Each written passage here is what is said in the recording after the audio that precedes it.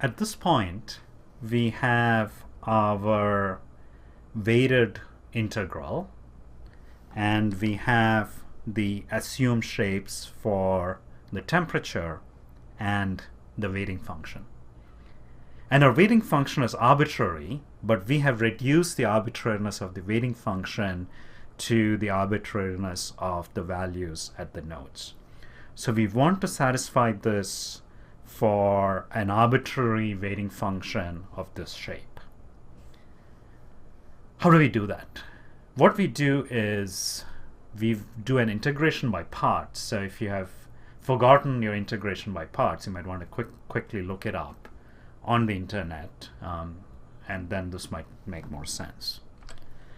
So here I've written out what you will get from the integration by parts, and let me unpack that. So this is the term. So the weighting function multiplied by this is the term that you would do the integration by parts on.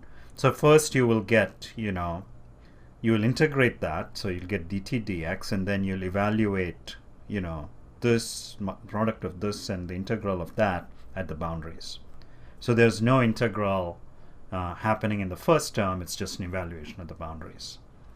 And then you get a second term where you take your first function and you differentiate that.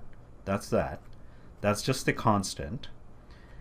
And you integrate your second function. And when you integrate d squared t dx squared, you will get dt dx and dx. So now key things happened, okay? Here I have, in the original differential equation, I have a second derivative for the temperature. But here I have the first derivative.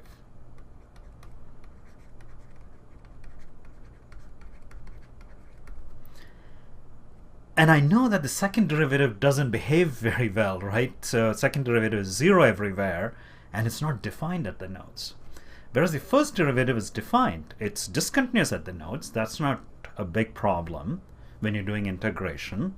Which means that now I can use this shape in here, but I can't use this shape in my original differential equation. Which means that this has, this form has fewer restrictions on the shape you assume. For that matter, for that reason, this is called the weak form. And the original differential equation is called the strong form. And the key thing is, because you've reduced the order of the derivative by 1. And then you get that term is just from here. And you don't do any integration by parts over there. And that's equal to 0.